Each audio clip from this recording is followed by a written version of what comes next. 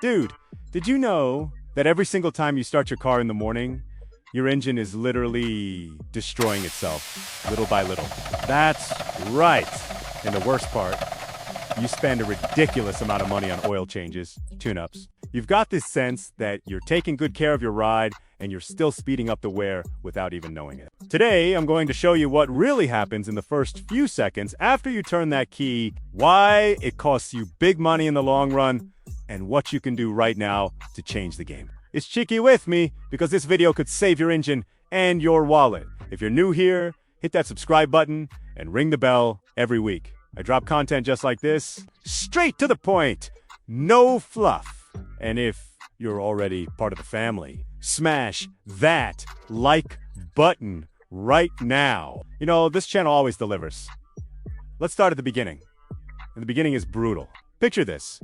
You worked the whole week. It's Friday night. You parked your car in the garage, went to sleep, woke up Saturday morning, had your coffee, walked out feeling good, got in the car, and turned the key. Sounds like a normal scene, right? But inside the engine, at that exact moment, a silent battle is happening that most drivers will never see. The oil, the lifeblood of your engine, has been draining down all night long. Every drop settled into the oil pan, that reservoir at the bottom of the engine, just sitting there. No pressure at all. Then you start the car, the engine begins to spin, the crankshaft turns, the pistons go up and down, the camshaft starts working, and you know what happens? The oil pump wakes up and starts pushing that oil from the bottom all the way up through incredibly narrow passages to reach every lubrication point in the engine. But that doesn't happen instantly. It takes seconds, just a few seconds, but critical seconds. And in that window, the engine is running dry. Metal grinding against metal, no oil film protecting the parts. Now tell me, how many times a day do you start your car? Once? Twice? Three times. Now multiply that by 365 days a year. Multiply by 5 years. You'll understand why engines age, why that subtle noise starts to appear, why oil consumption goes up over time. It's not bad luck. It's physics. It's accumulated where start after start, day after day. But hold on. I haven't even gotten to the part that's going to blow your mind. Stay with me. Before we go further, I need you to do one thing right now. Tag that friend of yours who keeps complaining that his car is acting weird, burning oil, or that the mechanic told him the engine is worn out. Send him this video. Sometimes the right information comes too late and we don't want that for anyone we care about. Share this video now and help me reach more people. All right, back to it. This is where that happens at cold start. That's the technical term for this movement. Is responsible for a massive portion of the total wear on an engine over its lifetime. There are studies and technical references showing that most of an engine's internal wear happens in those first moments after startup, not during regular highway driving. That flips everything you probably thought you knew. So you might ask, okay, but what can I actually do? I'm obviously not going to stop starting my car. Of course not. Life doesn't stop. But there are a few things you can start doing today that will completely change the picture. The first one is so simple it might sound obvious. After you start your car, give it a moment before you start driving hard. You don't need to warm it up for 10 minutes like the old days. Modern engines don't need that, but firing up the engine and immediately flooring it is suicide for your motor. Start it up, wait about 20 to 30 seconds, then head out. In those seconds, the oil has already traveled up, already lubricated the critical points, already formed that protective film. Now here's the second point, and this is where most people mess up bad because they think they're saving money. Oil viscosity. Look, I get it. Sometimes you're at auto. You see an oil that's a little cheaper, different from what the manufacturer recommends, and you think, hey, oil is oil. It'll be fine. It won't. And it might actually make things worse. Let me explain why. Every engine was designed with specific tolerances. Those gaps between the metal parts, the clearances between the piston and the cylinder wall, between the bearing and the crankshaft were calculated with precision, built around a specific oil viscosity. When your manufacturer says your engine needs 5W30, They're not pulling that number out of thin air. Engineers spent years calculating it. That oil, at that viscosity, was engineered to flow at the right speed, for that temperature, for those tolerances, to ensure the lubricating film forms in time. When you put in oil, that's thicker than recommended. It takes longer to travel up through those passages. That cold start that's already critical becomes even more critical. You're extending the time the engine runs without proper lubrication. It's like trying to do a blood transfusion with honey instead of blood. The honey gets where it needs to go eventually, but it takes longer, and that extra time is expensive.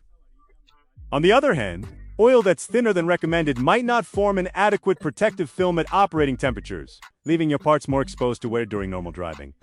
So please, use the oil your manufacturer specifies. It's in the owner's manual. Simple as that, but now we get to the most controversial part of this video. And I know the comment section is going to heat up after this. Go ahead and drop your answer in the comments before I even finish explaining. Have you ever used a metal conditioner in your engine? Yes or no? Tell me down below. A metal conditioner is an additive you mix in with your oil, and the idea is that it creates a protective layer on the internal metal surfaces of the engine. That layer stays in place even when the oil hasn't reached those surfaces yet. Exactly during those critical first seconds of a cold start. There are products on the market using mineral particles, others using tungsten compounds, others with different technologies. The debate about effectiveness is real. It exists, and I respect anyone who has doubts. But let me tell you what I see in practice. I've been using a metal conditioner for a long time. I've tested several.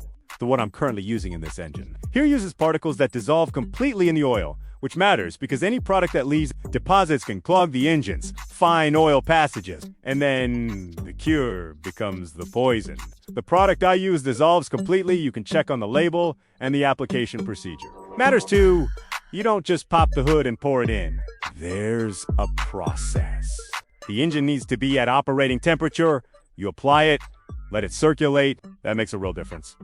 But, and I need to be clear here, a metal conditioner is not magic. It doesn't replace the right oil. It doesn't replace changing it on schedule. It's a complement, an extra layer of protection for those who are serious about engine longevity. If you've got a car with an already heavily worn engine, this might help slow the damage, but it won't recover what's already gone. Honesty first on this channel. And speaking of honesty, let me tell you a story that happened close to home. A family member of mine had a high mileage car, one of those common, everyday models everybody knows. The car was starting to show its age. Engine noise on cold start, increasing oil consumption. When we looked at the maintenance history, the problem was clear. Oil changes past due. A few instances of the wrong oil because of the price. And the habit of starting the car and immediately taking off without letting the oil circulate. Years of poorly managed cold starts. When we opened the engine for inspection, the wear was visible. The camshaft, exactly the part at the top of the engine. The last to receive oil at startup showed clear signs of premature wear.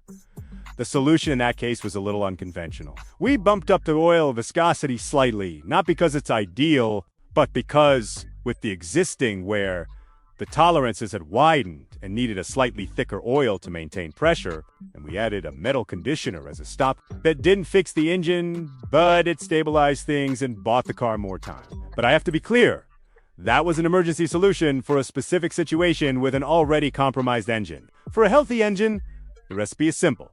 Right oil, change on schedule. Gentle cold start. If you've made it this far in the video, I already know you're different. You're not the driver who only opens the hood when the check engine light comes on. You actually care about your investment. And a car, especially in the US right now, with these prices, is a serious investment. A blown engine isn't just a repair bill. It's a monthly payment sitting in the driveway. It's Uber rides stacking up. It's deadlines you can't meet. It's stress that has no price tag. So now, let me give you a quick checklist things you can start doing tomorrow morning without spending a single extra dollar. First, when you start your car, breathe. Let the engine breathe with you. 20 to 30 seconds before you drive off. That's it. Just those 20 to 30 seconds. Second, look up your owner's manual tonight. Pull it up in the manufacturer's app, find the PDF online. Or open the glove box and grab that manual that's never been opened since you drove off the dealer's lot. Find the recommended oil viscosity for your engine and lock that in your memory. Never again accept a different oil without questioning it. Third, set a fixed oil change interval and stick to it. Don't wait for the light to come on. Don't wait for a noise to show up. If the manufacturer says 5,000 miles, change it at 5,000. If it says 7,500 miles, change it at 7,500. That's real preventive maintenance. Fourth, if you want to go a step further and use a metal conditioner, research the product carefully. Make sure it dissolves completely in the oil. And follow the application instructions to the letter. Not every product is the same, and not every application method works. And finally, avoid hard acceleration in the first few miles after startup. That's the moment when the engine hasn't reached its ideal operating temperature yet. The oil isn't at its optimal viscosity yet. Everything is still settling in. Take it easy at first. Your engine will thank you. Before I wrap up this video, I want to hear from you. Tell me in the comments, what car do you have right now? How many miles on it? And have you ever had an engine issue related to what I talked about here? Share your story. That exchange of experience is incredibly valuable, not just for me, but for everyone watching the channel. We learn together here. And if you've got a specific question about your car, drop it to ireadeverything.now. One thing I need to cover before closing this out, because it would be a serious omission on my part not to mention it. Everything I talked about here regarding cold start, when it gets even worse when your engine oil level is low. That sounds obvious, but you'd be shocked by how many drivers never check their oil level regularly. Oil evaporates a little, gets consumed a bit over time, especially in higher mileage engines. If you're running even half a quart low, you're already compromising oil pressure, already compromising overall lubrication, and making that critical startup moment even harder on your engine. Check your oil level at least once a month. It's free. It's simple. That's the dipstick on the side of the engine. Wipe it clean, dip it in, pull it out, check the level. 2 minutes that could save you thousands of dollars in repairs. And since we're talking about preventive care, use that moment when you're checking the oil to take a quick look around the engine bay. Look for any leaks, any weird hoses, anything that looks different. The trained eye of the car's owner often spots problems before a mechanic does, simply because you know your car better than anyone. Look, I know this topic sparks debate. There are mechanics who will disagree with some of what I said. Some people swear by metal conditioners. Others think it's pure marketing. And that's fine. What I ask is think critically. Do your research.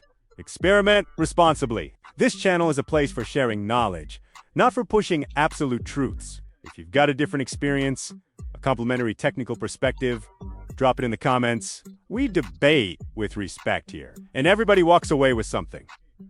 But one thing that's not up for debate, a well-maintained engine lasts longer. A neglected engine, regardless of brand, regardless of price, will give you headaches sooner rather than later. And in the US today, with the price of new cars, with monthly payments that keep you up at night, with interest rates that won't let up, taking care of what you have is the smartest financial decision you can make.